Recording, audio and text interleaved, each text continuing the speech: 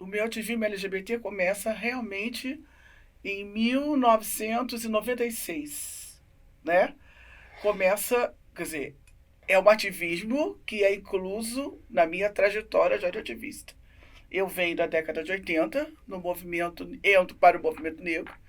No movimento negro, fico somente no movimento de mulheres negras, porque por questão da falta de discussão de gênero, as mulheres negras começam a se reunir só para discutir especificidade de mulheres negras.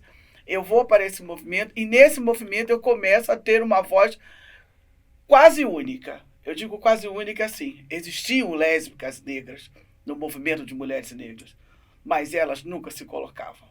Primeiro, por conta do machismo muito forte, o sexismo, e elas achavam que a inclusão da pauta da lesbianidade na discussão racial iria fazer com que ficasse mais pesada, seria uma dupla discriminação. E eu entendi o seguinte: pela minha história de vida, toda a minha dificuldade foi ter uma identidade negra. Eu venho de uma família intelectual negra de classe média. Então era assim, né? Eu tinha tudo que os brancos tinham. Eu só não era branca. E o racismo não me poupou em momento algum. Então eu precisava ter uma identidade de mulher negra. Eu precisava ser uma mulher negra vivendo direito, mas com consciência dos direitos, entendeu? Assim. E aí, então, para mim, tanto que para mim foi muito fácil, ou não doeu tanto, ou não foi tão difícil, e viver a minha lesbianidade, porque difícil para mim foi ser negra. Isso sim foi difícil.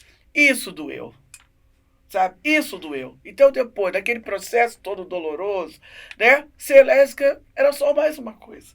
Se me discriminassem por lesbianidade, era só mais uma discriminação, e uma discriminação que para mim sempre foi muito invisível. Por eu ter esse biotipo, né, feminino, como a gente diz, por eu não ter a tal da pinta de lésbica, não parecer uma lésbica, não ser uma caminhoneira, né, uma machorra, como se gosta de dizer, a minha orientação sexual sempre passou muito despercebida, batida. A negritude, não. Então, o que sempre foi a minha marca de discriminação foi o ser negra e não foi o ser lésbica. E aí, eu estou nesse movimento, me colocando como lésbica negra, sempre trazendo a discussão e sempre percebendo o incômodo. E as outras lésbicas negras que estavam em torno de mim diziam assim: eu acho bom que você fale. Então, eu falava o que elas não tinham coragem de falar, né? Que elas não tinham coragem de falar. E daí também vem a minha necessidade. Eu preciso para o movimento LGBT, eu preciso estar entre os meus, porque lá eu estava entre as minhas enquanto uma mulher negra, mas eu não estava entre elas enquanto uma lésbica negra. Havia sempre um hiato dentro da minha fala e a escuta delas, né? Elas me escutavam até aqui, daqui por diante elas não me escutavam mais. Elas fingiam que ouviam, né? E aí eu vou para o movimento LGBT, eu vou primeiro para o CEDOICOM, que é uma ONG do Rio de Janeiro, que se chama Centro de Integração, e esqueci o nome, desculpa agora, de Coisa de Mulher. E lá existe, então, um projeto chamado Colégio, era um projeto. O Colégio, o Coletivo de Lésbicas Negras, era um projeto dentro do Coisa de Mulher, o CEDOICOM. Centro de Documentação Coisa de Mulher, lembrei. E eu vou para lá. E eu fico lá durante um tempo, eu organizo o primeiro encontro das lésbicas da região sudeste, eu participo da pesquisa Lésbicas e Saúde no Ministério da Saúde, eu vou para o grupo matricial, né? E lá então a gente discute, lá tem uma grande maioria de lésbicas negras e lá eu me encontro nessa discussão.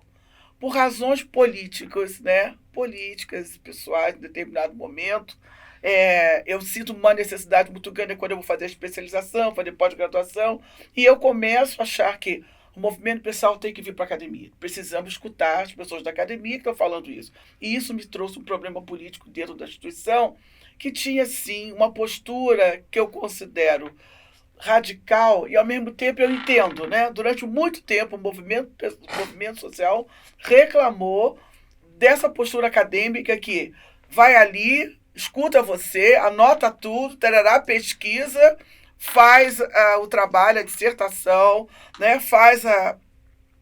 Defende a tese e não dá o retorno na academia. E isso era uma reclamação constante. Hoje em dia você ainda tem essa reclamação, mas não com tanta força e dessa maneira. Era uma reclamação contínua, né? Chegava qualquer pesquisador, todo mundo botava o pé atrás. Lá vem eles para poder nos fazer de objeto. E sendo uma instituição que tinha muita lésbica negra, era pior ainda, né? Por ser mulheres negras, pobres e lésbicas. Então, existia realmente uma rejeição à academia, eu diria, assim, bem grande. E eu começo a questionar isso. É claro que esse meu questionamento me traz alguns problemas políticos, né? Dentro da instituição, essa coisa da disputa de poder, que é, lamentavelmente, uma coisa que as mulheres não falam, né? Hoje ainda estava conversando com uma amiga pelo telefone há pouco tempo agora, e dizendo isso. As mulheres precisam falar que elas também disputam poder.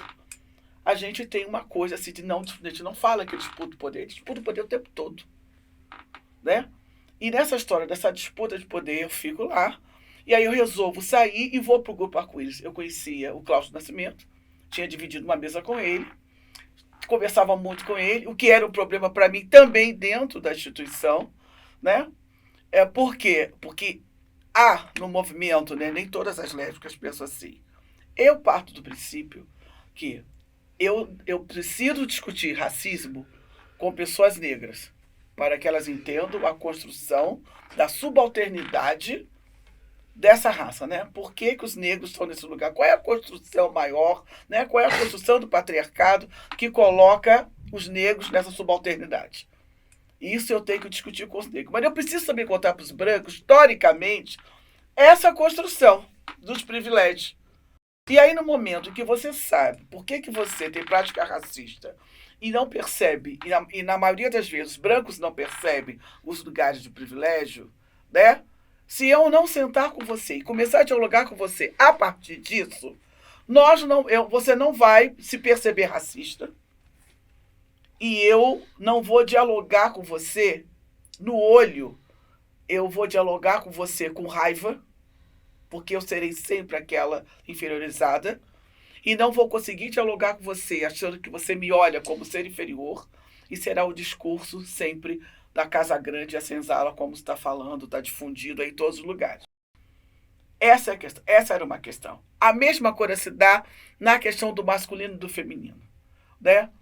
Eu hoje em dia vejo, assim, no alto dos meus 65 anos, eu vejo que a minha facilidade em lidar com essas questões de gênero, dos homens que mandam e a gente tentando ocupar o espaço de poder, tem muito a ver com a minha história de vida, por eu ter sido negra e de classe média. E aí o arco-íris não me incomoda, né?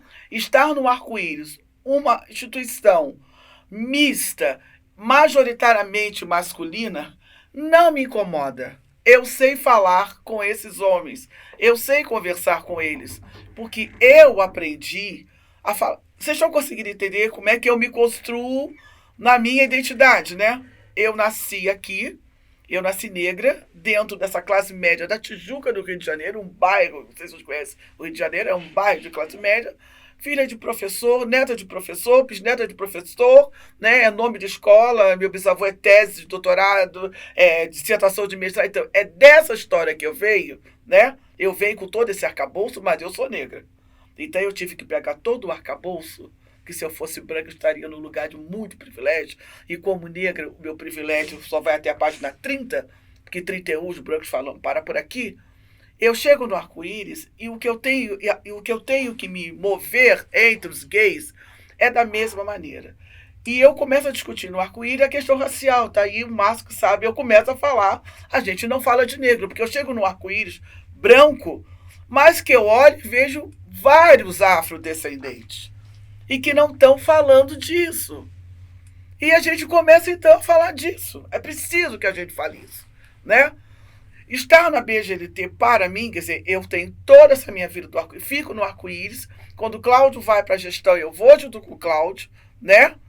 E é um lugar estranho, mas é um lugar que eu gosto muito, e me deu um ensinamento tudo. E no arco-íris eu aprendo muito porque esse poder dado aos homens, né? Eles não vão dar a mim, mas eu aprendi como utilizar o poder que eu aprendi com eles para que eu me mexa dentro desse ativismo dentro dessa militância e como eu vou conseguir construir alianças com as lésbicas brancas, como eu vou começar a falar com ela de racismo, como eu vou dizer para as negras que são responsáveis. O primeiro Seminário Nacional de Lésbicas foi em 1996, feito por 3 lésbicas. Neuza das Dores, Elizabeth Calvete e a Maria Luísa. 3 lésbicas negras sentam, pensam e organizam. Depois ele acontece aqui em Minas Gerais. A Além foi protagonista. Assim, vocês conhecem a Além, a Soraya Menezes é daqui. A Além, Associação de Lésbicas de Minas Gerais. Depois vai para a Bahia, com o Jane Pantel, que é do o grupo de lésbicas da Bahia, o GLB. Depois ele vai para o Ceará, com a Alice Oliveira. Vai para São Paulo. O outro foi Ceará, Recife, São Paulo, São Paulo, Porto Alegre e o último foi agora em Teresina e o próximo vai ser na Bahia. O que acontece nisso? As lésbicas negras vão lá e organizam tudo. Passado um tempo, a partir do Seminário de São Paulo, elas viram e dizem o seguinte: o cenário agora não é mais o mesmo. As brancas estavam no poder? Não. E o que eu faço? Houve o primeiro Seminário de Lésbicas Negras em 2006. Em 2015 nós fizemos em São Paulo, agora em Curitiba, onde eu moro, eu e minha companheira. Foi assim um escândalo. Um escândalo. A gente reúne as lésbicas negras todas para dizer para elas: olha, este movimento, assim como o movimento de mulheres, né? O movimento de mulheres, você vai olhar, são as mulheres negras que estão firmes e fortes. Você vai olhar, somos nós que estamos na pauta. Você vai pegar a pauta do movimento negro, somos nós, as mulheres, que estamos carregando o movimento negro. Tudo. Você vai olhar, seja na saúde, na educação, você pega. Estou falando dentro do movimento negro. Quem faz, quem teoriza são as mulheres negras. E entre essas mulheres negras que estão na cabeça estão as lésbicas negras, umas já assumidas, feita a Amélia Malraux, na Bahia. Né? A Amélia Malraux foi vice-reitora lésbica e negra na Bahia. Pagou o preço? Muito. Mas está lá. Né? Assim. Isso. Quando você vem para essa discussão toda, que você vê para o movimento de lésbicas, quem está segurando as pontas todas são as lésbicas negras. E são as lésbicas. Então, hoje em dia, o que eu digo para você? Hoje, a minha militância me contempla perfeitamente. A discussão de gênero, para mim, falta ainda muito. Eu gostaria que a BGLT, e amanhã na mesa, eu quero trazer isso. Nós precisamos discutir gênero aqui dentro desta associação, que ainda é a maior do Brasil. Não tem outra. Não tem outra. E nós poderemos ser muito maiores ainda se nós abrirmos espaços por uma discussão de gênero aqui dentro, né? Porque essa discussão fazia primeiro que os gays percebam algumas coisas que não percebem. Uma coisa são os gays acadêmicos que estudam muito. Outra são os gays comuns, que nós somos muito comuns, né? Que não entendem que quando são agredidos na rua, sendo chamados de mariquinha, viadinha, mulherzinha, eles estão saindo da escala da superioridade macho para a inferioridade fêmea, né? Deixam de ser homens para serem mulherzinhas e por isso são agredidos e morrem.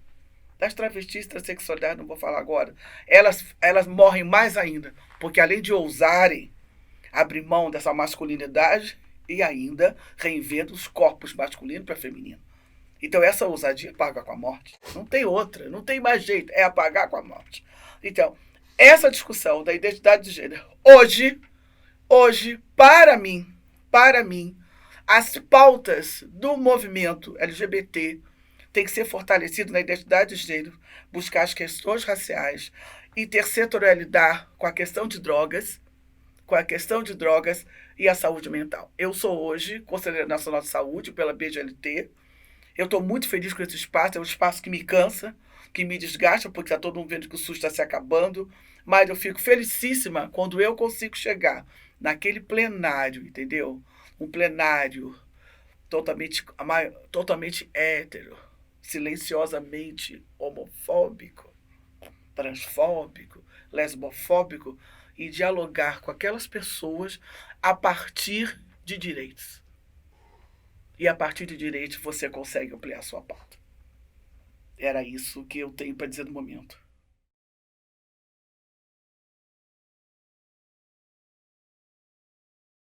Racismo, eu acho que, eu digo a você, para mim, discutir racismo é muito mais polêmico do que discutir a questão hoje da lesbianidade. A gente tem todo, a gente é educado todo dentro do embranquecimento, né? Da ideologia do embranquecimento, né?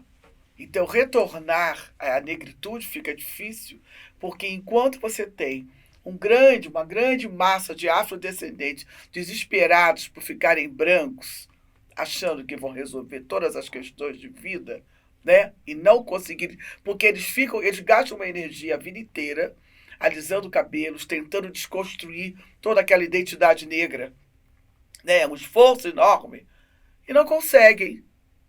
Então, o sentimento da frustração em não conseguir ser, porque aí tem isso. Eu não quero ser o que sou, até porque não é nada. Primeira coisa.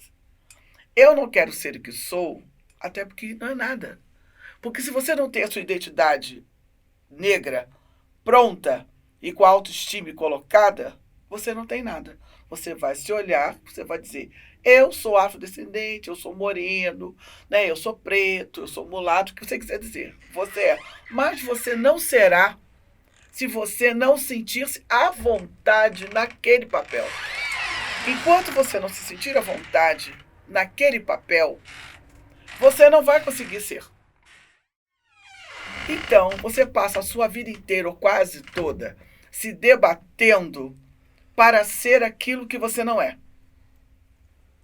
E você não vai conseguir ser, porque eu jamais, por mais embranquecida e colonizada, que se usa agora o colonialismo, né, que está se falando, isso, né? Eu também acho uma série de bobagens, coisas que eu tenho escutado, as pessoas ficam repetindo, mas elas falam assim, não, porque eu fui colonizada, né?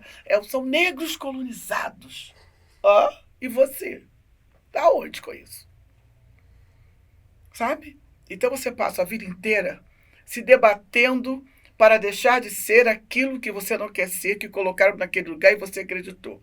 Nós, negros, nascemos para sermos subalternos, você reconhece isso. E aí você tenta sair da subalternidade, mas não sair de dentro para fora. Você faz o exercício de sair da subalternidade de fora para dentro. Alisa o cabelo, faz plástica no nariz, não sei o que, sei o que. Ela finge, constrói o personagem. Eu não sou negro, porque a pele é mais clara, etc e tal. Você não é negro. Aí você passa a vida inteira tentando ser o outro que é branco. Aí você nem é negro e você nem é branco. Você não resolve nenhuma questão da sua vida interior. Você não vai usar esse cabelo branco. Foi meu último desafio. Não vou pintar mais. Chegou. Deu 60 anos. Chegou. É pensar o quê? Qual era o problema de ter 60 anos? Era o corpo que envelheceu? Era. Outra coisa que nós não discutimos, o envelhecimento do corpo. O peito que está caindo, os penteiros que embranqueceram, o cabelo que está branco, a tesão que já não é mais a mesma, a artrose do joelho. A gente não fala isso. A gente vai criando personagem fingindo que aquilo não está incomodando. Não está incomodando quando eu converso com você, toda serelepe. Mas eu sei do incômodo que eu tenho quando eu chego em Curitiba, a temperatura cai e a mão dói por causa da artrose do dedo e o joelho dói. Ou eu vou dizer, estou envelhecendo e buscar alguma coisa, como eu faço, né? Eu faço pilates, hidroginástica, não sei o quê, floral de bar, acupuntura, uma série de coisas, para que eu não sinta dor, para que eu não tenha fibromialgia. Mas eu estou envelhecendo. E como eu vou me proteger da velhice? Não posso. Mas eu posso me proteger de uma outra velhice. E me protejo. Eu me relaciono, ou nada, ou pouquíssimo, com pessoas da minha idade. Eu não vou sair da minha casa para ficar escutando tristeza. Não vou. Essa energia, que eu acredito em energia, né? Eu sou uma mulher que sou de orixá. Você não venha conversar comigo de dor aqui, dor aqui, dor ali, de solidão. Não venha. Podemos dialogar alguma coisa ali, esperando o médico atender. E só. Eu quero conversar com os jovens, não porque eles me trazem pelo menos. Quer dizer, eu continuo uma pessoa a esperançar através de 2 filhos. Eu tenho um filho de 24, mais de 22. Então, de qualquer jeito, a minha relação em casa com eles me obriga a olhar para a juventude, namorado da filha, namorada do filho, aquele turma todo entrando, não sei quem da faculdade, festa não sei para onde, fuma maconha, uma confusão danada. Eu tenho que bater de frente com isso tudo. Então eu sou obrigada a viver com isso tudo. Eu sou obrigada a entender que eles têm uma maneira de estar no mundo e que eu não posso achar que a maneira que eu estou no mundo é a maneira que eles vão querer para eles. Eu tenho que ver como é que eu vou dialogar com eles. E a partir do diálogo com eles, eu construo o meu diálogo com os jovens e os mais novos de fora. Você está entendendo? Isso para mim é a minha proteção. Eu tenho um acúmulo muito grande de vida. Eu não vou perder o meu tempo para conversar com a velhinha de 60 anos feito eu, que vai ficar falando de uma série de tristezas. Ela não vai absorver.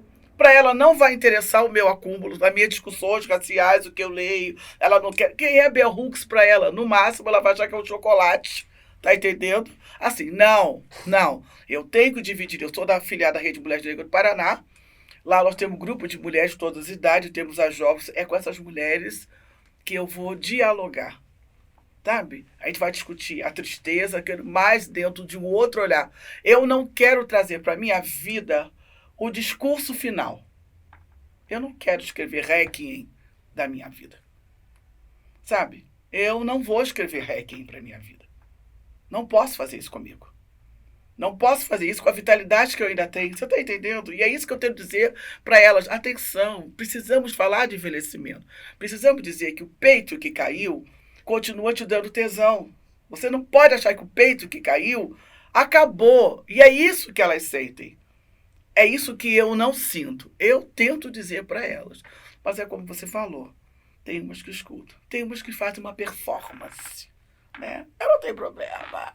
Também, né? Principalmente as mais masculinizadas. Não tive tempo de pensar nisso. Mas percebo que as mais masculinas é que tem essa cura da defesa. Não, porque é uma coisa bem dos homens, né? O homem tá ficando velho, o pinto tá caído, mas ele tá... É uma coisa bem parecida com essa defesa do masculino. Né? Então você tem isso também entre as mulheres. Então eu prefiro, ao invés de eu ficar falando com ela que ela já está velha, mas que ela pode trepar ainda, e se ela tiver dinheiro, ela tem o direito de contratar uma menina de programa e transar, isso elas não querem nem ouvir. Elas acham isso um absurdo. Toda vez que eu quero falar disso, ficam... Eliana, você tá maluca. Gente, não é estar maluca. Eu quero saber qual o problema. Pega o telefone, liga pra menina, marca no hotel, vai lá, transa, paga. Acabou. Eu tô falando de sexo, mas não. O sexo tem que estar sempre mandando mais flores, tem que ter um e-mail no dia seguinte, um zap não sei aonde, sabe? Porque a idade traz para você, ou não, novos olhares dos afetos e da sexualidade. Estar casada é estou casada. O estar casada não pode impedir que você podia ter uma... Até porque você podia estar idosa e estar numa certa idade, deverá perceber essa mudança dos sentimentos. Porque você casou, está casada, acabou. Não existe mais para o mundo, não sei o quê. E as mulheres têm muito disso. Voltando ao que ele falou das dificuldades do movimento, né, do papel dos homens e das mulheres, para mim, esse poder dos gays no movimento LGBT é o poder dos homens da sociedade. Eu não sei por que se achava que quando chegasse no movimento LGBT fosse encontrar homens com almas femininas. Primeiro inventaram uma história que gay tem alma feminina. Gay não tem alma feminina. Gays são homens que poderão ser machistas ou não, mais feministas ou não, com almas femininas ou não, mais sensíveis ou não, mas inventaram. Né? Isso é uma coisa que inventam. Que acham que... Eu canso de escutar umas bobagens quando eu estou fazendo palestra. Mas gay é homem que quer ser mulher. Eu falei, mas de onde vocês tiraram que os gays querem ser mulheres? Os gays não querem ser mulheres. Nunca quiseram. Né? São apenas homens com uma orientação sexual diferenciada. E as pessoas acham isso. E essas pessoas que acham, nós também achamos. A sociedade acha, eu também acho. E aí você vê o movimento LGBT achando que vai ter um acolhimento, que os gays todos vão receber você. Não, não vão receber. Não vão receber. A disputa que está fora está dentro. E não é no movimento LGBT, em todos os movimentos. Todos os movimentos há disputa de homens com mulheres. Apenas que eu acho que isso é que daria um grande salto e daria também um equilíbrio no movimento LGBT, quando as lésbicas pararem de ficar reclamando né? Os gays são assim, são assados. E elas começaram a sentar e dialogar e dizer, não, vocês não vão ficar com 4 vagas. Nós vamos dividir, nós vamos ter que discutir essa paridade aqui. E nós vamos ter que discutir e disputar realmente esse poder, mas disputar dentro do diálogo e não dentro da agressão e muito menos da vitimização. Você vai conseguir um equilíbrio maior. Enquanto isso, os gays serão hegemônicos no movimento LGBT. Transitar entre os gays é transitar entre os homens. Não há nenhuma diferença. Criou-se essa história, entendeu? Essa coisa de achar que que gay não é homem. Gay é uma coisa delicada e feminina. Então estaremos bem. Mesma coisa quando você é lésbica e acha que todas as mulheres que você tem te mandarão flores. Não, vai ter porrada. Né? Nós tivemos um caso, lamentavelmente, há 5 anos atrás, de uma liderança do movimento de lésbica que apertou o pescoço da companheira numa briga, que deu boletim, está rolando até hoje, separação, virou, como ele diz, um escândalo nacional. Um escândalo nacional. Ela pagou, até hoje paga por isso. Como tem outras que a companheira não deu queixa até hoje, mas já bateu com a cabeça no meio da rua, a gente sabe também. Aí, mas como? Mas não são 2 mulheres. Quem disse que nós mulheres não temos vontade de matar, apertar o pescoço, bater? Você está vendo aí mães espancadoras, filhas espancadoras, a raiva, a ira, essas coisas existem em nós mulheres também. E aí, tem umas mulheres que acham que vão namorar outra e a vida vai ser uma belezura. Não vai, não vai. Não vai, porque são 2 pessoas diferentes, com histórias diferentes e com diferenças. Né? Eu já me casei 4 vezes. Casamento diferente quando eu tinha filho, quando eu não tinha filho. Todos eles deram. Estou casado até hoje. Meu casamento é um casamento legal, é um casamento que eu quero. O que não significa que seja o casamento que eu idealizei. Não. É um casamento que eu quero. Eu estou casado há 8 anos já. Cheio de diferença. Basta dizer a você que eu tenho 2 casas. Eu moro com ela numa casa, com meus filhos na outra, porque não deu certo morar todo mundo junto. Não quero me separar dela. Mas jamais vou abandonar meus filhos. Meus filhos fazem parte do meu projeto de vida. Eles fazem parte. Fizeram e fazem. Então, eu tenho os filhos e eu tenho a companheira. Ah, mas por quê? Porque não deu certo. Não deu certo, porque somos diferentes. Até porque eu sou carioca e ela é do Paraná. A relação é totalmente diferente. A maneira de estar no mundo é totalmente diferente, né? Eu não fui criada com rigidez, ela foi. Então isso tudo parece que não, mas no dia a dia é um problema, né? E aí quem está lá fora tem que achar, elas cismaram que viver mulheres juntas seria tudo. Não, não, não é isso. Então quando essa questão vem da dificuldade das lésbicas e os gays terem uma relação, mas vem da questão dos privilégios. Os homens são privilegiados, serão sempre. Dentro desse contexto de construção, serão sempre. Então, se eles são sempre privilegiados, nos movimentos não será diferente, nem no movimento LGBT. Alguém achou, né, que teria essa harmonia. Outro erro que as lésbicas também cometem, e aí é outra coisa que eu tenho trabalhado muito, as lésbicas precisam ter um pé no movimento LGBT e precisam ter o outro pé no movimento de mulheres. Nós somos mulheres, né? Somos mulheres. Aquelas mulheres héteras lá do movimento feminista, do movimento de mulheres que torcem a cara, elas torcem a cara. Porque nós vamos estar ali, sim. Existe uma política de saúde integral, de saúde da mulher, no Ministério da Saúde. Existe uma política de saúde integral do homem. E existe uma política de saúde integral LGBT. O que eu já levei como pauta? Tivemos uma mesa no Conselho. Se tem uma política de saúde integral das mulheres, nós lésbicas não precisávamos de saúde integral LGBT. Nós tínhamos que estar inclusas na política de saúde integral das mulheres. E não estamos. Porque esqueceram que existem mulheres lésbicas, esqueceram que existem mulheres bissexuais. As travestis e transexuais nem pensar em colocar nesse espaço. Quando eu teve agora 3 meses atrás, nós tivemos uma reunião e eu falei para o coordenador de saúde do homem, tá bom, e vai incluir os gays quando? Não, porque vocês têm saúde integral. Não. Os gays são homens, meu senhor. Ele tem que estar aqui, tem que estar discutindo orientação sexual aqui. Política de saúde integral dos homens. Tem preto, tem indígena, tem não sei o quê. Tem que ter os gays aqui também. E não são inclusos, entendeu? Então, essas diferenças todas que a gente passa, isso tem que ser incluso, tem que falar disso. E aí é o que você disse, é difícil falar dessas coisas? É difícil chegar no conselho e eu dizer, não, os gays são homens como vocês. Aí tem aquele sorriso nervoso, assim, dos outros conselheiros. Não, são homens como vocês. As lésbicas são homens, eu tenho até filhos, eu digo. Eu tenho até filhos. Com todos os problemas que os filhos de vocês dão. Ou acham que os meus filhos não dão problema? Né? Foi igual a todo mundo. Adolescente, jovem, aquela purgação que todo mundo tem. É disso. E quando, quer dizer, eu estou falando de coisas para responder a você quando você fala por que quando se fala de determinado assunto o ouvido se fecha. Se fecha por isso. A gente não consegue pensar no outro, a gente só pensa na gente. A gente não consegue pensar as práticas discriminatórias, elas vêm o tempo inteiro na nossa vida. A sociedade é construída para isso, porque quando, né?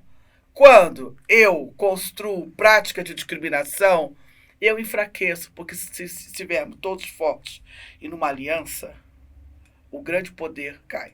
Quando ele pergunta a grande questão do movimento LGBT, né, dos gays e das lésbicas, as lésbicas brigam demais entre si.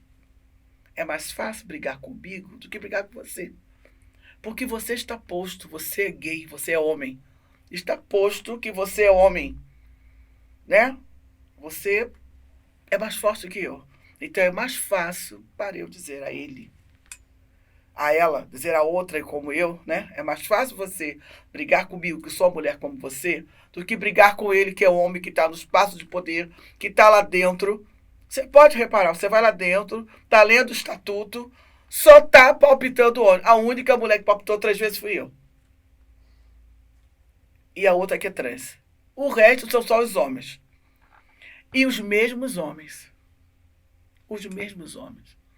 Homens que já tiveram na presidência da BGLT, homens que já usufruíram do lugar, do espaço de poder da BGLT. Então, um fala, o outro fala. Um fala, o outro fala. Quando não é um ou outro, são outros dois, que também têm o espaço do poder político partidário. Aí vem esses dois e falam. E as mulheres que falaram até agora fui eu e 2 trans. As outras 2 lésbicas em silêncio. Sabe? E aí como é que você vai construir uma aliança, que a aliança existe, mas como essa aliança existe? A aliança existe assim, você está no poder, eu estou aqui, eu estou sempre sendo boazinha, solidária, eu tenho que buscar, né, tentar fazer com que todos nós estejamos juntos, porque a unidade é muito importante. Mas de quem é a unidade? A unidade é dos homens.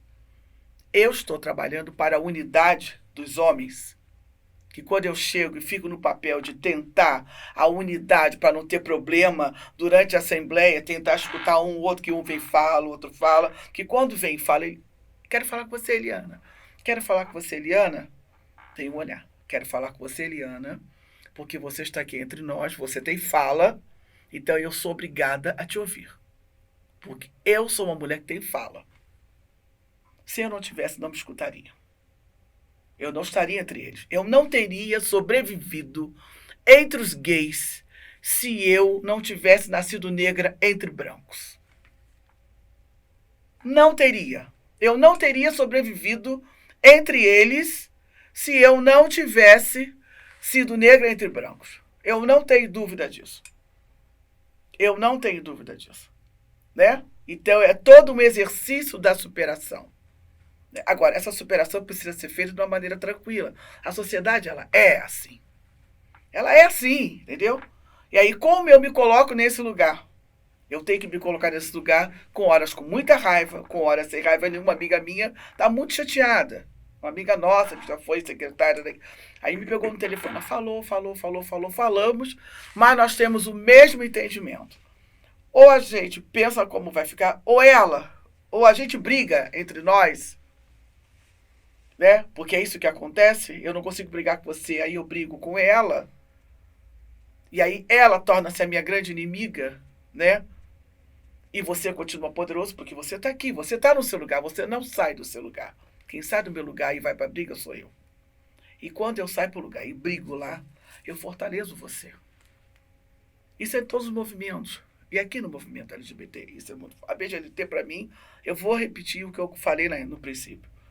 Se a BGLT abrir para as mulheres, conseguisse fazer um comportamento mais horizontal, trazendo as mulheres e com voz das mulheres, estaríamos muito mais fortalecidos. Muito mais. Aí você pode dizer, mas trouxeram as trans. Aumentou o número de travesti transexual. Travesti transexual não é lésbica. E aí não estou sendo transfóbica. Eu estou falando de uma realidade. As travestis e transexuais, da sua grande maioria, são héteros. E o imaginário coletivo do desejo pelo mesmo objeto cria uma união entre gays e travestis transexuais. A diferente sou eu.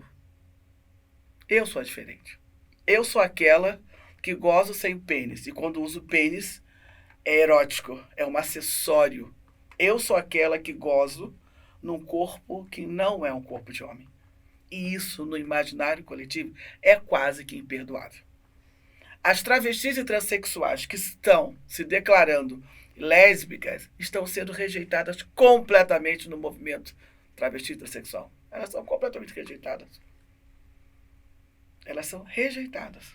Eu conheço 3. Né? Rejeitadas. Não vão para a militância, se afastaram da militância. Quer dizer, embora sejam travestis, uma se declara travesti, as 2 são transexuais. Uma é de Curitiba e a outra é do Rio de Janeiro. Embora elas se declarem transexuais, e são transexuais, são mulheres transexuais, no momento em que elas transam com outras mulheres, elas estão fora desse segmento de travesti transexual que é hétero. Para você ver como é isso. Para você ver o lugar de colocação da mulher.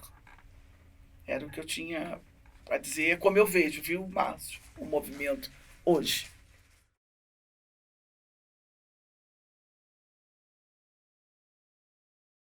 Quando você traz para mim a questão, você vai falar da década de 80, quando o movimento começa a se organizar por conta da AIDS, e você diz onde estavam as lésbicas. Nós estávamos tentando encontrar o nosso lugar no movimento feminista, porque era lá que nós entenderíamos que era o nosso lugar. E eu continuo entendendo. Eu e outras companheiras continuamos achando que lá é o nosso lugar. Aqui também. Entendeu? É uma perna ali, outra aqui. Mas lá é o nosso lugar. Mas elas não nos aceitaram, né? E aí as lésbicas vêm para o movimento LGBT.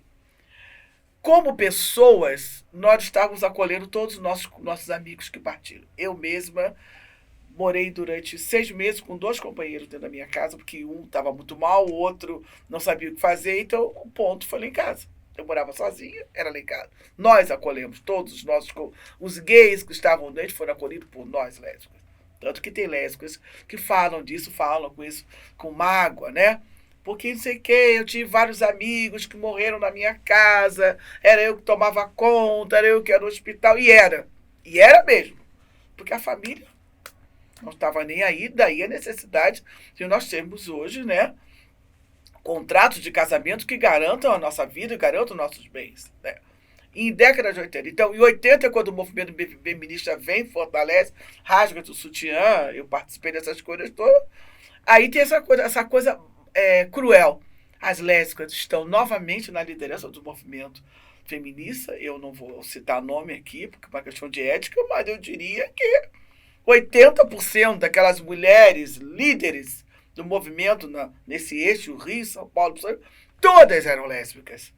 Mas nenhuma assumia essa lesbianidade. E o que elas diziam é o seguinte: nós somos feministas e lésbicas, e não lésbicas feministas. Né? Que aí as lésbicas vêm, as lésbicas que se dizem feministas, dizem, não, nós somos lésbicas feministas. Elas diziam, não, nós somos feministas e lésbicas. E as mulheres negras fazem a mesma coisa. Exatamente a mesma coisa. Né? E até hoje, né? As líderes, você pega as capas pretas, assim, do movimento de mulheres negras, eu diria que 80% dessas que estão acadêmicas, estão falando, estão o tempo todo, todas lésbicas. Todas lésbicas. Mas a pauta é sempre o racismo. É sempre o racismo. Eu reconheço que é uma pauta forte, mas teria que vir junto, porque quando você fala dessas dificuldades e você diz que essa coisa que o movimento cresce, e ele cresce muito, e qual foi o resto da pergunta que você me fez? Você fala do crescimento na década de 80 e os gays tomam a frente. Por que os gays ficam muito fortes? Porque os gays são homens. A gente precisa entender isso. O mundo é masculino. Então, ser gay podia ser até um homem mulherzinha, mas ele era homem. O espaço de subalternidade das mulheres é fortalecido o tempo todo. Então, quem é que vai perder? Não precisa muito. Quantas lésbicas estão na academia pesquisando transexualidade? Eu, particularmente, não me conformo com isso. Não discuto com elas. Já me coloquei numa palestra lá em Curitiba com duas doutoras lésbicas discutindo transexualidade e travestilidade. Aí eu falei, vocês não se acham interessante, não? Porque eu me acho muito interessante. Aí elas riram e disseram, não, é por quê? Por quê, né? Me diga, que curiosidade tem esse corpo reinventado? Deve mexer muito na curiosidade, na fantasia, não sei o quê. E a questão dos gays será sempre assim por muito tempo ainda. Né? Os homens têm voz. Então, quem traria a voz da luta? Os homens. Não seríamos nós, mulheres, que iríamos falar de HIV. Teriam que ser homens, né? Teriam que ser homens. É preciso que sejam homens. Eu estou lá no conselho, tenho um grande amigo, Moisés Toniolo, você sabe? Que é da NAIDS, né? Ele tenta, ele traz uma fala, ele chama atenção para isso, do papel das mulheres. Ele chama atenção para isso. Mas quando você vai para todo o movimento de AIDS até hoje, são os homens que ainda são porta-vozes, né, da epidemia. E as mulheres estão lá. Tem representantes? Tem. Mas aonde que as mulheres que vivem com HIV conseguiram até hoje, desse universo de pesquisa, estarem sendo pesquisada ou as estatísticas em torno delas têm o mesmo potencial do que... Porque quando elas começam a falar, olha, nós mulheres, né, a maioria monogâmicas, também temos HIV, também estamos morrendo com AIDS, o que nós temos agora? A voz dessas mulheres estão sendo abafadas porque está aí vindo uma juventude de gays com AIDS. E lá, novamente, os homens começamos a discutir a juventude gay, né, por conta do HIV, da sífilis, das ISTs que estão vindo aí. Novamente, eles estão ocupando o espaço. Novamente, as mulheres vivendo com AIDS, mesmo sendo hétero, né? Novamente, as mulheres casadas, que o percentual sempre diz, elas são casadas, monogâmicas, tem a questão das crianças que nascem com HIV, já está na terceira geração, isso, mas a pauta lá do conselho que está vindo para a discussão é a juventude gay, né? Assim que se fala, assim que eles falam, né? A juventude gay que está... Novamente são os gays. E aí, né? Nós não temos nem pesquisa para lésbica. Nós conhecemos várias, no último encontro de mulheres vivendo, tinham, pelo menos, parece que o percentual foi de quase 15% de meninas, né, e mulheres lésbicas com HIV. No Congresso de AIDS, em João Pessoa, eu fiz a minha fala e disse ao Fábio Mesquita, que na época era o gestor, precisamos de insumos para pesquisar isso. Vamos ver, né?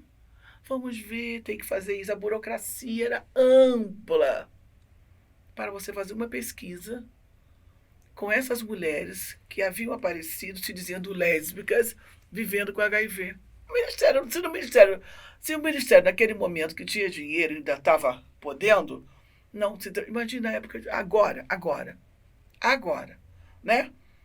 Qualquer médico que você consulte, diz que lésbica não pega, não, vocês não pegam mais. Eu não sei se pega, né? Eu sei que ninguém pesquisou até hoje, isso eu tenho certeza. Então, a voz do movimento gay do movimento LGBT será sempre a voz dos homens. E novamente teremos que ouvi-los, porque os nossos jovens estão aí. E eu não vou deixar de ouvir os jovens, porque eles são gays e eu estou na luta da questão de gênero. Não, de jeito nenhum. Né? Mas é muito difícil você passar isso. A mídia. Como é que a mídia nos retrata? Né? Ou nos retrata, ou você é um gay bem sucedido, bonito, não sei o quê, ou então é a bichinha pão com ovo. Aquela bem, né? A bichinha pão com ovo, a bichinha quá, dependendo de como vocês queiram chamar. Né? E sempre ela é aquela bichinha, mas é a bichinha alegre, a bichinha que é amiga, né? Que é quase a mesma coisa que negro, né? Negro tem que estar simpático, risonho, é o palhaço da festa. Gayzinho também é mesmo assim. É o melhor amigo, ele é confidente. A mídia mostra. E eu acho que o movimento ainda não foi em cima como deveria. Eu acho que nós teríamos, nós enquanto a PGLT, inclusive nós enquanto a PGLT, de fazer aquele papel chato de mandar sempre um ofício, como a Antra fez agora com essa novela sobre as travestis e as transexuais. Certo? Fez agora. Mas não é de hoje que as travestis também são apresentadas assim. Não é de hoje que os gays são apresentados assim. As lésbicas, quando aparecem bem, elas nunca se beijam, nunca nada, ou então morrem na explosão, como aconteceu naquela novela, ou passam batidas. Ou então, pelo amor de Deus, né? Martinalha, você me poupe. Né? Martinalha, você me poupe. Martinalha é um desserviço à comunidade lésbica. Né? Norma Baker, que Deus chame lá, não chame aqui, também era horrível naquele papel. E veja você, era um seriado que apresentavam esses dois modelos de lésbicas masculinizadas, uma branca e outra negra, que tinha como diretor um gay, que é o Dolabella, Fala Bela. Veja o nível do machismo. Isso é machismo. Isso é machismo. Né? Eu duvido que ele pense que ele é machista. Como ele não pensa que ele é racista quando fez aquele seriado da Subúrbia. Quem disse? Ele mostrou o tempo todo ali meninas negras morando em comunidade, balançando a bunda o tempo todo, dançando, sacudindo, andando atrás de homem, com sexualidade aberrante. Que esse é um outro problema. Né? Como nós temos entre nós, lésbicas negras, algumas dificuldades na identidade por conta do mito da sexualidade. Como é que era isso, né? Um seriado em que ele mostra que as mulheres negras, apesar de... que o que ele disse claramente isso, né? Apesar de elas trabalharem, ter uma vida boa, pesada, difícil, né? E com dificuldade, elas não fogem de serem felizes, de se divertir e de trepar. Aí mostra aquela série de mulheres, assim, né? Quer dizer, é só referendando a nossa história de maneira deturpada que a gente, enquanto militante, tenta desconstruir o tempo inteiro. O tempo todo, né? As lésbicas negras, elas têm uma dificuldade nessa questão da sexualidade, e aí eu falo desses anos todos da convivência, né? Você vê lésbicas masculinizadas, muito interessante isso que eu vou dizer. Uma é muito chegada a mim, e ela fala, Emetério, fala sério, eu sou negão. Eu falo, tu é uma nega besta e bobalhona. Eu brinco com ela, né? Mas ela, quando fala isso, ela fala de verdade. Ela usa um apelido que todo mundo deu a ela. E ela se acha realmente o negão. Ela anda no mundo paquerando, ela é toda bonitona, pega a mulher pra chuchu, aquele negócio, cheguei aqui, peguei uma. E essa coisa mesmo do sair para pegar. É toda a incorporação do mito da sexualidade. Eu sou o negão. Né? Como você tinha... você percebe algumas dificuldades, assim, uma coisa muito determinante ainda entre mulheres negras. É claro que entre as brancas também existe, mas eu estou falando das negras, né? Essa coisa assim, o casal, uma é sempre bem machinho e a outra é mais feminina, e muitas vezes, além de feminina, faz o papel da gostosa. É aquela que está sempre toda amarradinha, assim, tudo muito justinho, tudo muito curtinho. Ela é a gostosa. Então, voltando, isso a gente tem conversado muito, né? Muito. O Candace, que é uma rede nacional de lésbicas negras, que a gente fundou mais ou menos 9 anos atrás, agora, de 4 anos para cá, ele tomou força.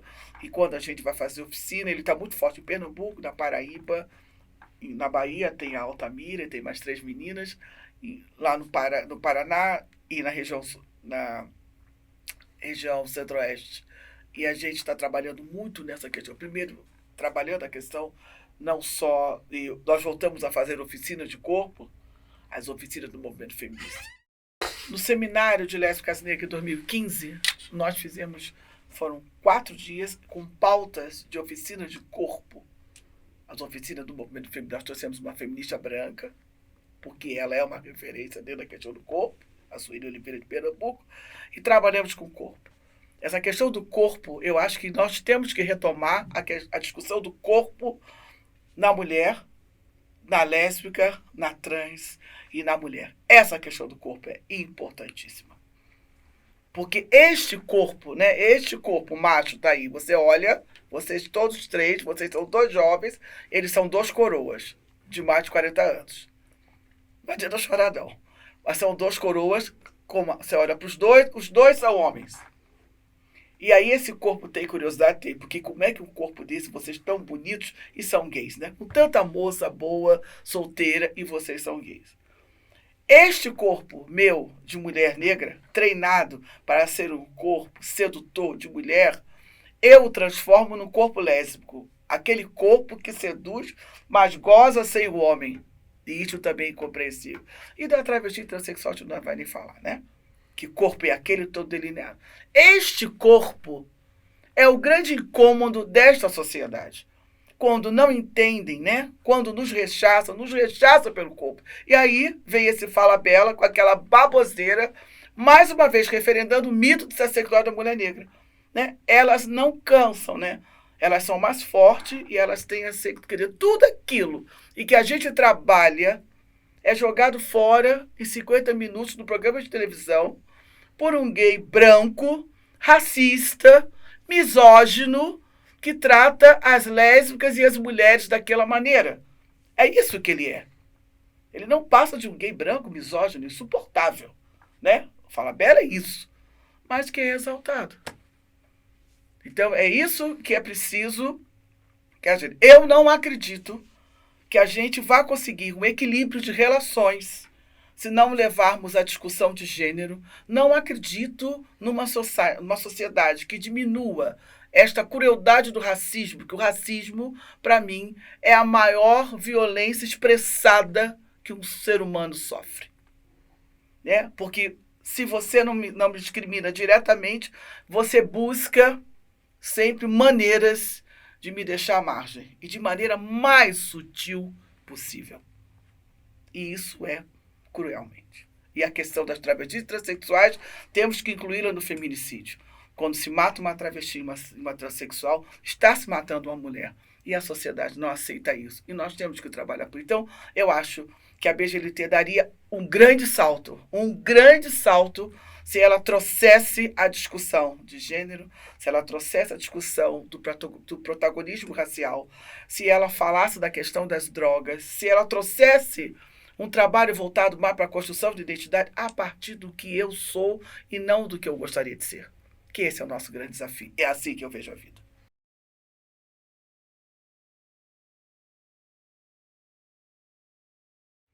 Eu acho que foi um dos grandes ganhos, foi o reconhecimento do nosso potencial, que para mim é muito mais importante que o direito, de construir famílias. Nós ficamos muito tempo refém àquele exterior que dizia que nós não podíamos ter famílias porque nós não éramos héteros. E a gente também acreditou nisso. Quanto tempo os gays levaram para construírem suas famílias? Para ter seus filhos? Quanto tempo as lésbicas levaram para ter seus filhos como eu levei? Né? Porque havia uma história, não somos... A palavra é essa, somos homossexuais. Homossexuais não têm filho. Ponto. Estava posto. E nós compramos o pacote. Até que algumas pessoas começaram a pontuar. E aparecer com seus filhos. E falar desse desejo de ter filhos. E buscar caminho para ter filhos. Então, para mim, essa família constituída, mas muito, muito além do direito, ela se constitui hoje em dia. esse número enorme de gays e de lésbicas com filhos, eles estão aí porque a gente deu conta que nós também éramos família, que nós também podíamos ter família, podíamos constituir família. Nós também tínhamos, não esse direito, este potencial, este desejo que a gente guardou durante um tempão, né? Porque antes, o que a gente fazia? A gente ficava assim, é o sobrinho, era isso, uma coisa que a gente falava muito no movimento de lésbica. Lésbica é aquela que compra a muleta do pai, a cadeira de roda da mãe, os remédios todos dos irmãos, cuida do sobrinho, manda o sobrinho pra Disney. Era uma coisa que a gente falava, ela era sempre a madrinha, ela estava sempre exercitando o desejo do ter filhos através de sobrinhos e afilhados, porque ela não se acreditava capaz da própria maternidade, porque estava posto que lésbicas não têm filhos, né? Filhos é para casais héteros. Mas aí a gente começa a exercitar esse desejo do filho. E a partir de nós, né, que fomos lá e começamos a ter filhos e a adotar filhos, as outras começaram, quer dizer, é como se fosse uma rede. Olha, né? Olha, é ótimo ter filho, eu não sei o quê, e você olha o outro. E a gente, então, tem filho a partir do desejo de ter filhos, que é muito além do direito de ter filhos. É assim que eu vejo. É assim que eu me vejo, né? É assim que eu me vejo. Esses filhos que vêm para a nossa vida, a gente incorpora e não tem nada a ver com a nossa sexualidade. A gente percebe que isso combina, entendeu? Combina. Combina ser lésbica e combina ter filhos. Combina ser gay, combina com filhos. Você pode ser travesti transexual e pode ser mãe dos filhos. Essas coisas combinam. Eles é que fizeram, quando eu falo eles, os valores de fora, é que fizeram com que a gente acreditasse durante um grande tempo que nós não podíamos ter filhos.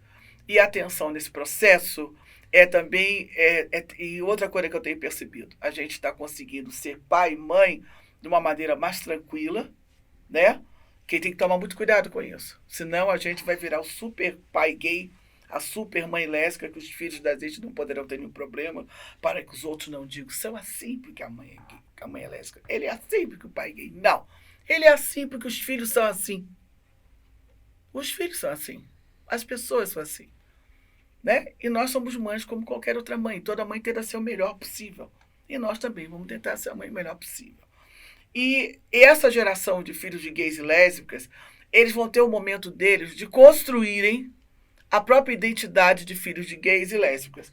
Como é que eles vão estar no mundo como filhos de gays e lésbicas? Isso aí poderá ter um desconforto em determinado momento da vida, né? Os meus passaram por isso. E depois eles terão os arranjos de filhos de gays e lésbicas.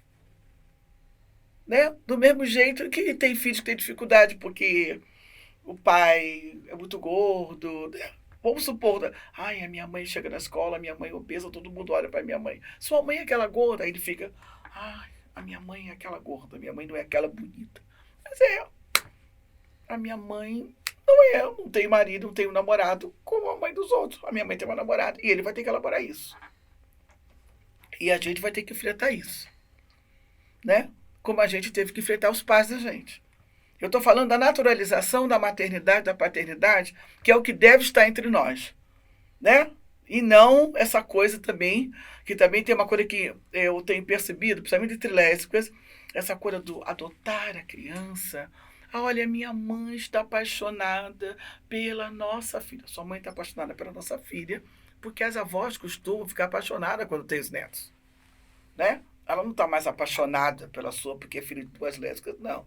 Nem a sua mãe está achando que você ficou mais. Que parece que lésbica com filho é menos lésbica, né? Tem essa, que a lésbica sem filho. Não. Não pode cair também nessa história, né? E vamos ter que lidar com todos os problemas dos filhos, né? Se adotamos sozinhas, se temos sozinhas, ou se adotamos com outra. Porque separar vai ter que discutir a pensão, quando é que vai visitar a criança, passar o fim de semana com uma.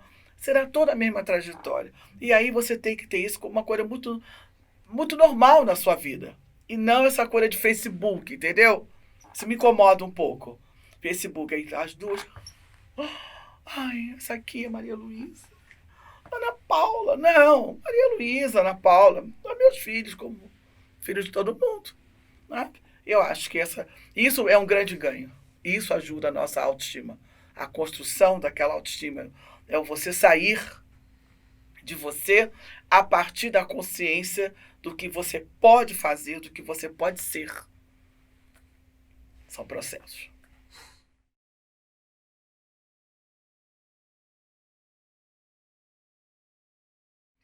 Eu acho que você perceber-se diferente do outro, mas estando sempre disposta a entender o outro, a conversar com o outro, a dialogar com o outro, construir realmente uma relação.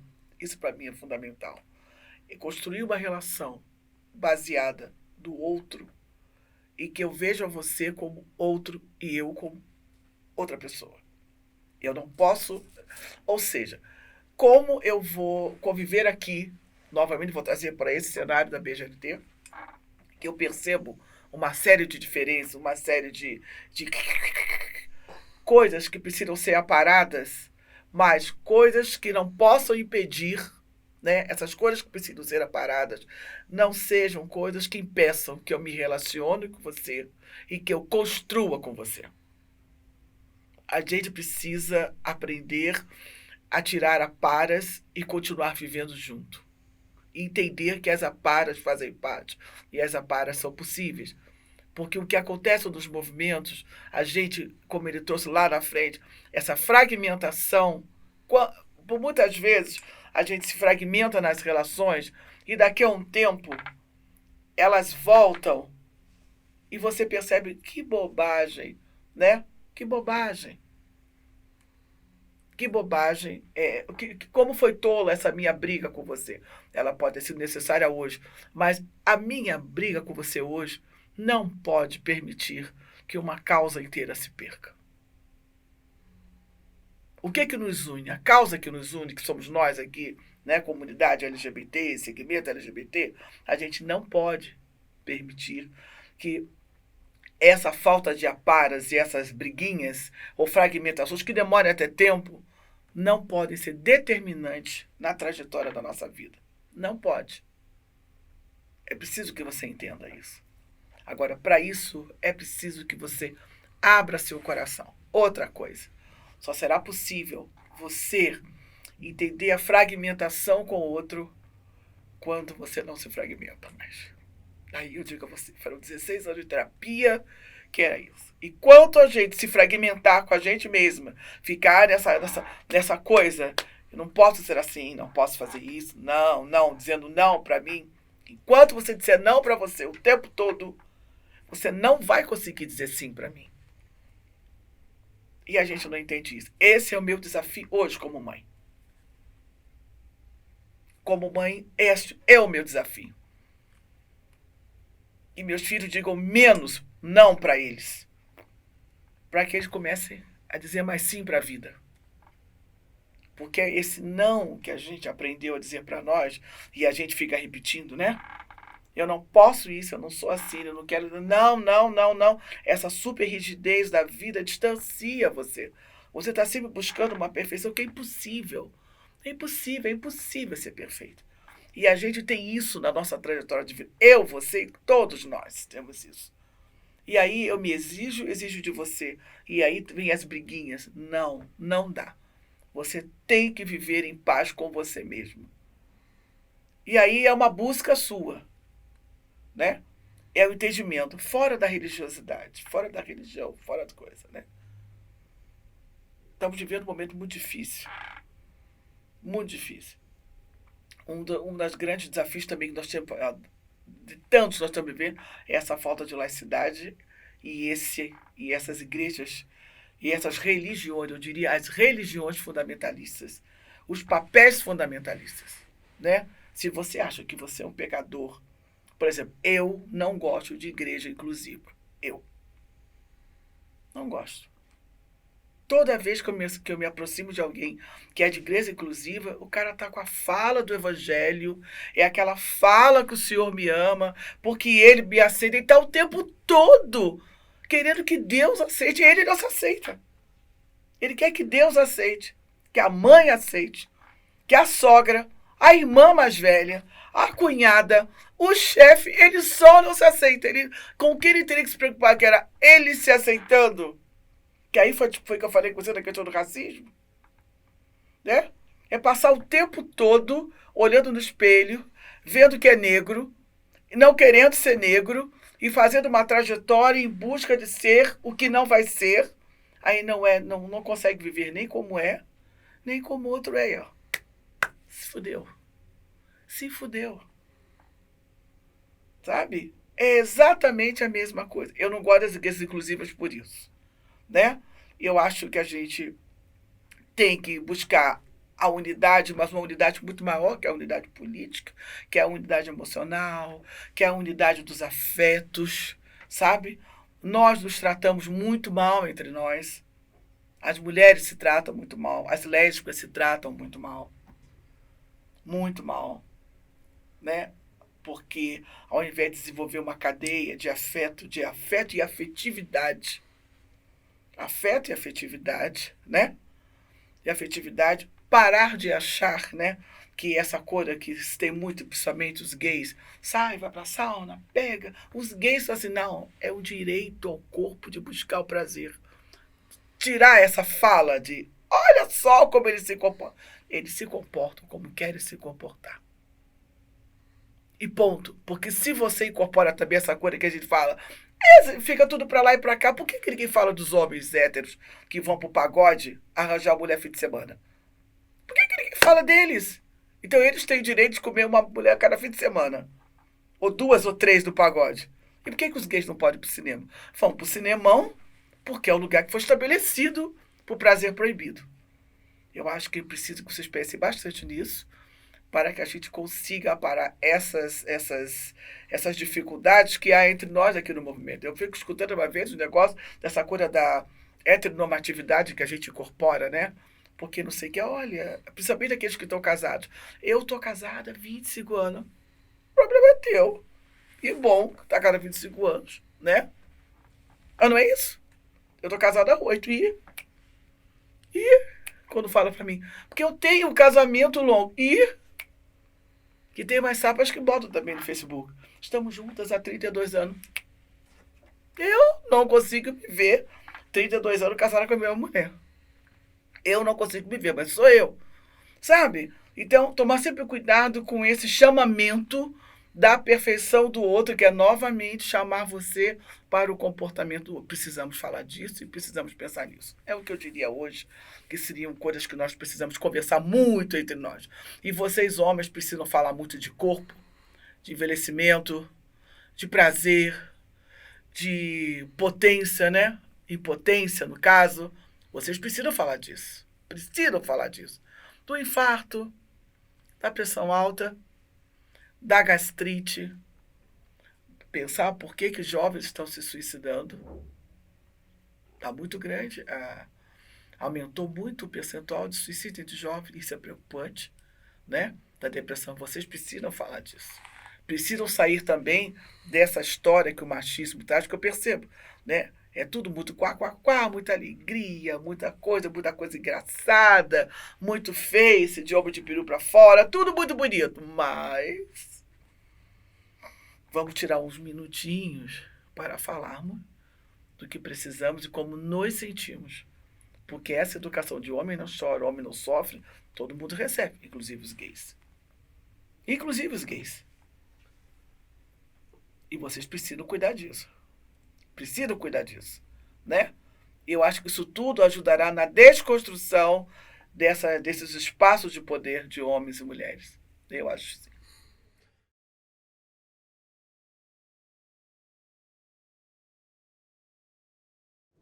Olha, assim, né? Falando bem rápido. Esse fortalecimento dos movimentos sociais que vem numa avalanche da década de 80 e fica realmente muito forte no governo Fernando Henrique, foi muito importante. Inclusive, existe uma... Não sei se eu vou poder falar disso, né, se vocês vão querer. O governo Fernando Henrique, ele assentou muito mais quilombolas do que no nosso governo dito de esquerda. Por conta dessa pressão Isso eu tenho dados, o movimento quilombola tem esses dados, é uma coisa que não se fala publicamente para não se criar alguns tensionamentos. Mas isso é uma coisa registrada, né? Você pode ver isso pelo INCRA. Então, como a gente precisava, estava querendo uma eleição, passar por aquilo tudo, é óbvio que a gente, os controles sociais estavam muito mais... Com a chegada, né, do governo dito de esquerda, eu acho que aconteceu realmente. Primeiro, as grandes lideranças do movimento sociais, todas viraram gestores. E era preciso, né? Algumas pessoas criticam isso. Não, mas todo mundo foi para a gestão. Era preciso. Eram as lideranças que estavam à frente, eram as lideranças que estavam dentro da construção do projeto político, eram as lideranças dos movimentos que conseguiam entender e sabiam os meandros da construção e das necessidades daquelas populações. Então, era preciso que essas lideranças fossem para o governo e se tornassem gestores. Porém, quando essas lideranças vão para o governo e há essa saída das bases, as pessoas que substituíram essas lideranças não continuaram esse papel de uma maneira mais orgânica e mais contundente. Eu acho que isso foi uma grande perda, né? Os conselhos parece que não fizeram o seu papel de controle de maneira mais forte, porque já que éramos os companheiros, né? Já que eram os amigos, já que eram os militantes que estavam lá, é claro que nós vamos sempre conseguir a abertura e a resposta positiva das demandas, mas não foi isso que ocorreu. Né? Junto com essa abertura e essa demanda que a gente pensava que estava no caminho, os conservadores estavam construindo o grande projeto político da derrubada do nosso projeto, através, que acho que isso é uma outra coisa séria, que a gente não percebeu, que é através das igrejas. Se juntaram, eu vejo, hoje eu vejo que o conservadorismo se juntou ao conservadorismo da igreja, ocupa o espaço da pobreza e daqueles ainda que não têm o entendimento. Para mim, tiveram dois momentos.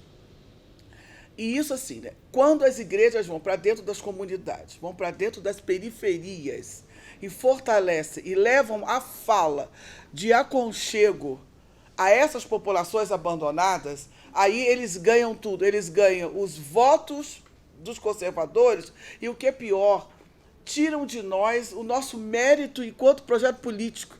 Porque eu conheço várias pessoas, né? Várias, não são poucas, principalmente eu, que lido com muitas mulheres negras desde que eu fui para o Paraná. Né? Porque quando eu vou morar no Paraná, e aí essa minha angústia de voltar, né? Porque o Paraná não me deu espaço para trabalhar na minha militância LGBT. Né? Eu vou falar coisas pessoais, se você quiser pautar, depois vocês vão ter que cortar na edição.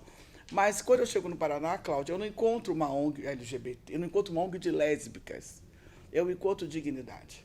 E você sabe que o Dignidade não tem o espaço para mulheres como deveria, e o que é pior, o Dignidade não oferece a abertura e a liberdade de fala que eu tinha no Arco-Íris. Então foi o primeiro baque que eu tomo, né?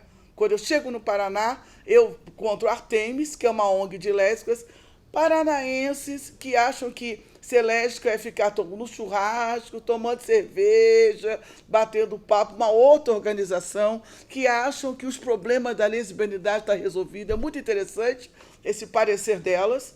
Né? Eu vou participar do CEPALI, ajuda a construir o segundo seminário paranaense de lésbicas, numa pauta de saúde, mas totalmente diferente daquilo que eu estava acostumada. De sentar para discutir política para mulheres lésbicas e bissexuais. Né? Existia o discurso, mas elas não tinham, eu digo assim, não queria que isso passasse, que é uma crítica ao Estado que eu vivi, né? O estofo, tá? Não tinha o estofo. E o que tinha ao contrário? Tinha um chamamento do Tony que, imagine, não resolve nada, lá ninguém faz nada. Quer dizer, lá é tudo organizado. Né? 2 e 2 são 4, 3 e 3 são 6, essa gaveta, tudo tem etiqueta, nada fora do lugar. Não tem nem poeira nos livros. Estou falando sério. Volta para não tem nem. Pois é, aí volta assim. Então o que acontece? Eu não tenho esse acolhimento. Em compensação, a partir disso, eu começo a construir a minha militância nacional com as lésbicas negras. Esse foi o meu grande marco. Né? E quando chega a questão de Brasília, que você está me perguntando, e a gente faz isso, voltando ao que eu ia dizer, que é isso. Né? A gente sai, o Rio de Janeiro, isso pode ser gravado. O Rio de Janeiro é um exemplo disso. Você sai do arco-íris e vai para a gestão. Olha o buraco que ficou. Vou falar você, então o Cláudio sai. Não, o Cláudio Nascimento sai do arco-íris, que é, eu quero que isso fique registrado, até porque eu quero que todo mundo ouça dizer isso, é e será sempre a referência da ONG no Brasil. Eu não quero saber, né, da questão material. Existem ONGs aí que tem sede maravilhosa, 3 andares, 4, não interessa. Politicamente, nenhuma outra entidade no país sequer chegou para ele. Eu falo isso enchendo a minha boca assim, porque eu sou uma mulher do Rio de Janeiro, é lá que tudo acontecia e foi de lá que tudo, politicamente. Eu não estou falando de 3 milhões de habitantes, 3 milhões na parada. Eu estou falando de projeto político. Né? O Rio sem homofobia não existe em nenhum outro lugar desse país. E não acredito que vai existir. É uma referência. E eu acho que quando eu digo isso, eu não gosto de falsa modéstia, aquela coisa. Não, é o melhor. E tem que ser reconhecido. Né? Lamentavelmente, estamos nessa crise. Então, quando essas lideranças, né, que o que aconteceu, saem do espaço de liderança, quem está em volta, porque tudo é sempre assim, né? Você tem a liderança, as pessoas ajudam no projeto político, a construir o projeto político, mas existe a voz e existe o movimento. E nessa história das lideranças de todos os movimentos, estou falando de todos, né? Assim, que vão para lá, saem, o buraco fica. O buraco fica, esse buraco, com o tempo, ele não... quer dizer, a impressão que eu tenho olhando de fora é que ele vai aumentando, as pessoas que começam a ocupar esses buracos não conseguem perceber o que está acontecendo em volta, porque eu acho que isso, a minha percepção me deu muito bem, né? Por eu já estar entre mulheres negras lá no Paraná, eu começo a perceber esse avanço da igreja o tempo todo, e disso que eu já disse na outra parte, eu tenho olhos muito preocupantes com as igrejas inclusivas, sabe? Então, então eu acho isso. Aí quer dizer, isso aí é uma coisa que acontece no governo Lula, né? Tá todo mundo muito tranquilo, estamos bem, tá todo mundo no governo e nós estamos aqui na base dando apoio a você, mas dando apoio, que apoio, né? Eu estou dando um apoio acomodado. Né? Somos os bons, todo mundo achando, as feministas, os negros, com as cotas, né? Nós, LGBT, com nossos casamentos, direitos garantidos, pelo menos uma parte, processo transexualizador, mas eles estão em volta. E aí, quando vem Dilma vem de uma maneira completamente técnica. Dilma não é uma mulher que traz base. Não é, e o que é pior, não dá importância à base.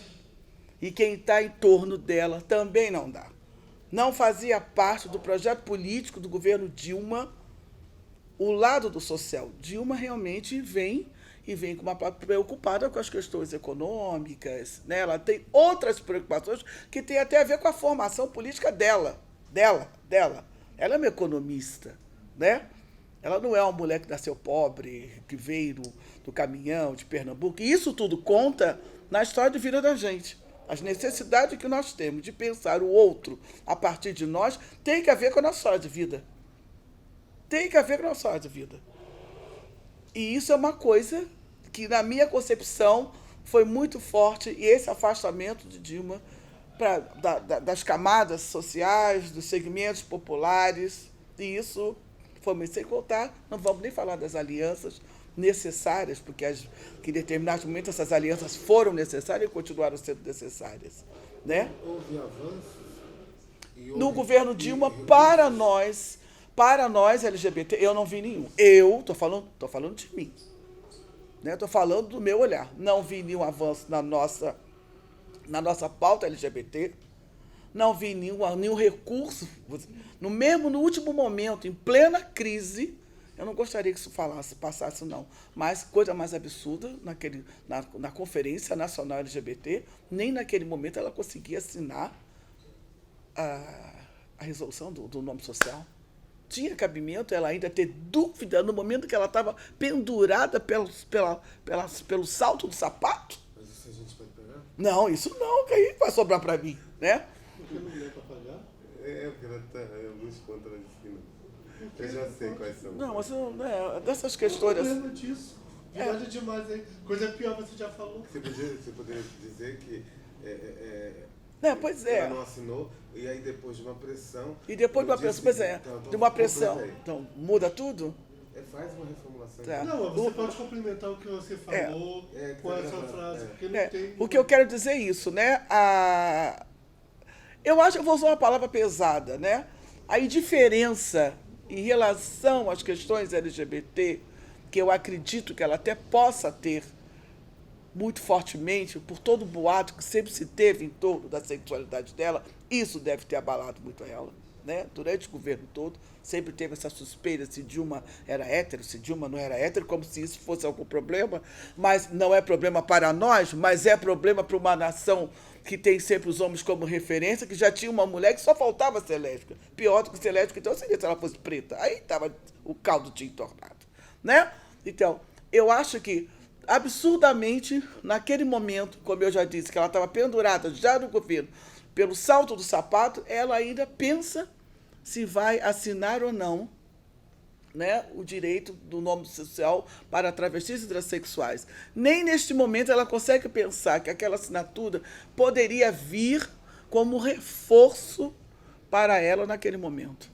E mesmo ela tendo abandonado o movimento social, como ela abandonou os movimentos, nós, as mulheres, fomos para lá, e eu fui a lésbica que entreguei para ela o documento da BGLT, ainda abri a bandeira, vocês devem lembrar isso, ainda levei a bandeira do arco-íris ali, e dizendo, estamos com a senhora, porque apesar de tudo, nós tínhamos que estar com ela. Ela era uma mulher, isso era um golpe, era uma fraude. Então, concordando ou não, nós não podíamos,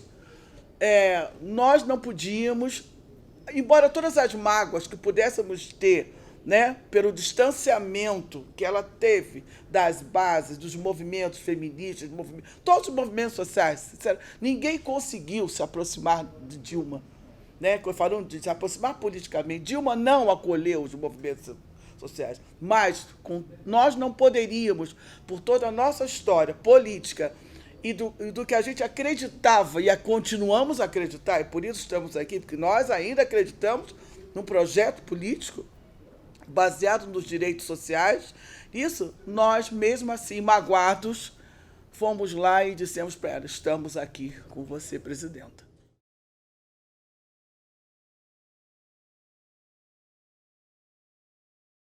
Olha, eu sou inteiramente a favor do controle social e me sinto muito à vontade de estar no Conselho Nacional de Saúde. Eu não tenho nenhum problema em estar lá e estar defendendo a pauta do Conselho, porque eu estou defendendo a pauta do Conselho e do controle social, né? Agora mesmo eu estou participando da coordenação da Conferência Nacional de Mulheres e Saúde, trabalhando muito, estou cansadíssima nesse momento, mas estou felicíssima, porque tentando de uma maneira ou de outra, o Conselho toma uma postura. Nós vamos aqui tentar garantir o que já ganhamos e não vamos fechar com ele. Então, é assim que nós temos negociado. Por exemplo, na questão do fechamento das farmácias populares. O Conselho foi contra. Se perdemos, perdemos. Mas perdemos e a população tem que saber, não, nós não fechamos com esse ministro. Nós não fechamos com esse governo. Estão tirando tudo de nós, mas nós estamos aqui e vamos continuar aqui dizendo, vocês estão tirando tudo de nós e nós continuaremos dizendo que não vamos aceitar vocês. A luta pelo SUS para nós é diária. Nós estamos numa luta em defesa do SUS que é dioturna, literalmente dioturna, né? E nós dizemos, não, nós vamos lutar até o final. O que eu lamento é que a gente não consiga atingir a ponta. E aí é que eu digo, a grande perda, né, os movimentos, o governo, a segunda parte do governo, ou a primeira parte, assim, nesse distanciamento, para mim, começa no primeiro governo da presidenta, com as reformas, essa questão das coisas econômicas, financeiras, essas discussões todas, né? Fica muito, eu acho que o governo ficou muito focado em Petrobras, em pré-sal, né? Parece que teve um determinado momento, parece que não existia outra pauta do governo a não ser o pré-sal. a casa caindo e só o pré-sal que era discutido, né? Então, eu acho isso, e com essa coisa, e esse momento, né, difícil, em que os conservadorismos cercam, o papel das igrejas fundamentalistas, para mim, foi a grande derrocada. A gente não perceber e deixá-los tomar conta e deixá-los chegar até nós, né? Porque nós não estamos imunes. Com relação à questão, né, da participação em qualquer espaço de controle social, eu sou a favor desde que estejamos como oposição. Eu sou contra qualquer movimento de acordo se tiver perda ou ganhos somente para alguns. Respondi a você, que é exatamente isso. Porque foi isso a grande crise. Ganhos para alguns. Agora, essa é a minha opinião, não saio disso. Essa é a minha opinião, eu lamento.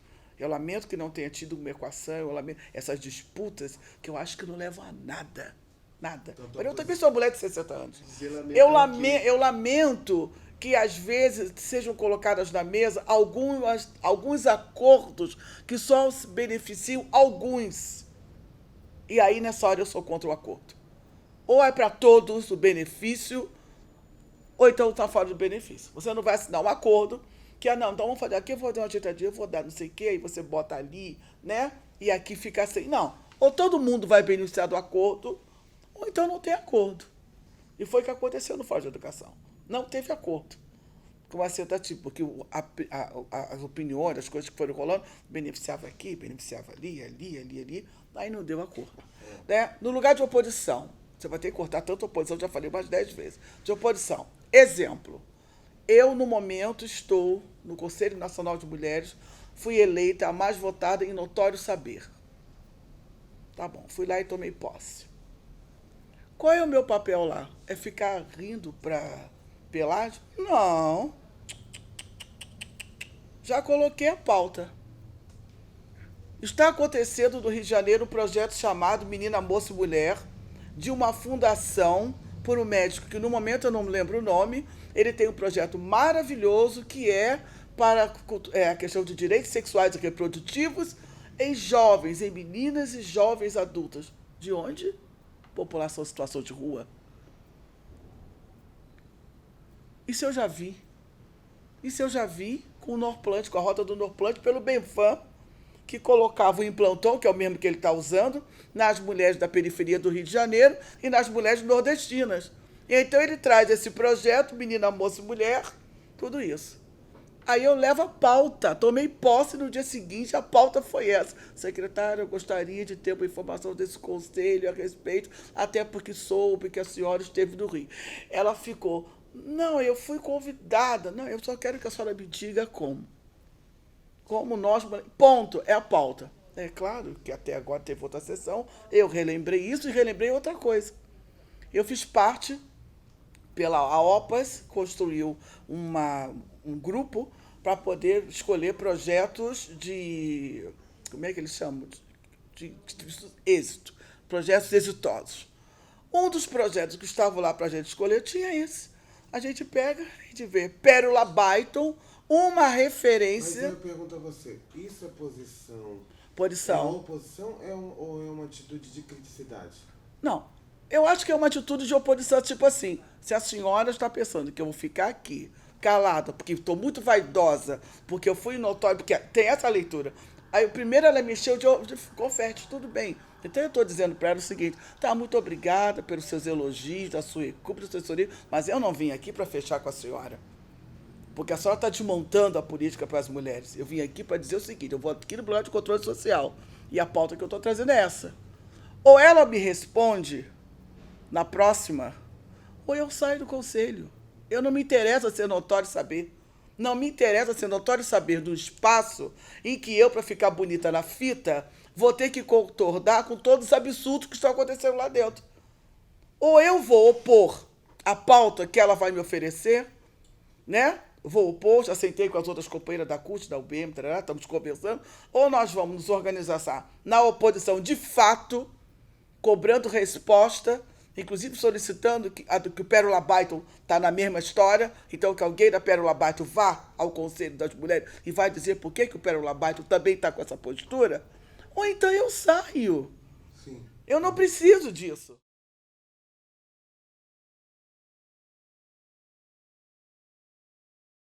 Eu sou fundadora da LBL. A LBL surge durante o Fórum Social em 2002, é quando ela surge, em Porto Alegre. Ela é chamada por Miriam Weber e por André Domânico. Elas tinham pensado. Qual era a intenção delas? O objetivo dessa rede era reunir lésbicas para fortalecimento, discussões específicas das lésbicas, e naquele momento, esse era o grande objetivo. Então, nós nos aliamos todas lá em Porto Alegre para conversar, pensar nas questões específicas e pensar no planejamento estratégico político para ampliação de diálogos dentro do movimento LGBT, mediante ser um movimento quase completamente de gays. Então, seria buscar um diálogo, buscar uma paridade, vamos dizer assim, das discussões. O que acontece? Quando chega no Senale, que aconteceu em 2004, 2003, em São Paulo, não vou citar nome, inclusive uma das pessoas não está mais entre nós, simplesmente eu fui retirada da LBL, porque eu já estava no Grupo Arco-Íris, e o Grupo Arco-Íris era um grupo misto, e elas decidiram que eu não podia fazer parte da LBL, porque eu era do grupo misto. Fiquei distante.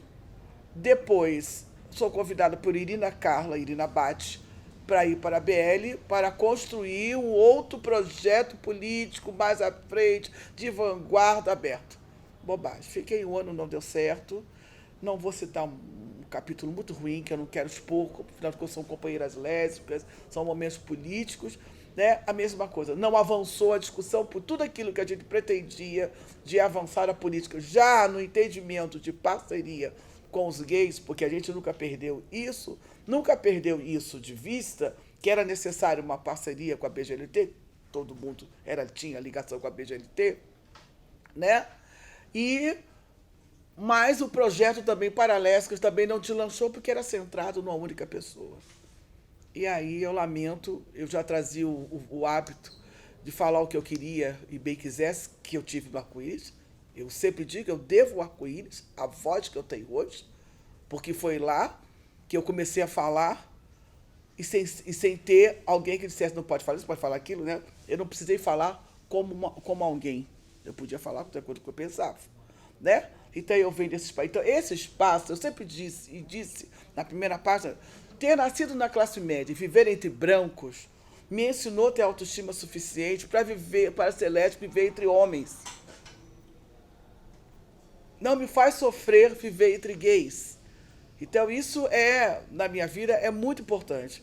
Então, por isso que quando a gente, em 2007 para 2008, a gente funda o Candace, né? Na primeira, que é só de lésbicas negras, para nós era coisa. O Candace está aí de parceiro com a BGLT, exatamente por isso. Nós temos que andar juntos. É preciso que a gente ande junto. Não tem o porquê uma rede de lésbicas não ter parceria com uma rede mista, sabe? Porque se na rede mista falta a discussão da questão de gênero, na rede de lésbicas também falta. É isso que para mim é muito tranquilo de viver. Achar que está no meio de lésbica, está com os problemas de feminismo resolvidos, achar que está numa rede de lésbicas negras, você está com as questões racistas resolvidas, não está. E é isso que para mim é muito tranquilo, desse meu movimento lá e cá. Porque para mim nada está posto, nada está resolvido. Então, se nada está resolvido, eu tenho que continuar andando, falando, dialogando, buscando maneiras. É só assim. E esses espaços, para mim, são espaços, além de engessados, que não vão para frente. Tanto que as duas redes estão, hoje, bem fragmentadas. Porque você fica buscando um purismo e buscando um purismo que não quer discutir, não quer falar como, né? Porque quando você vai ver a questão de perda de direitos, está todo mundo perdendo. Quem é que está ganhando? Me responde. É a elite que continua ganhando. LGBT, preto, população situação de rua, uns ganham menos, perdem mais, aqui e ali. Essa coisa das feministas red ferro, né? Red não sei o que, chatas, rádio, não sei o que lá, chata, ultras radicais, que não aceitam as travestis, não aceitam as trans, não aceitam. Elas acham que elas vão para onde? Elas acham que elas vão para onde? Que feminismo é esse que elas estão querendo dizer que elas têm? Elas são essencialmente feminismo. E que feminismo é esse que elas criaram agora? Que elas não aceitam as travestis, as trans, as lésbicas, tudo para elas tem uma coisa assim. Como? De onde? Elas acham que vão acabar onde?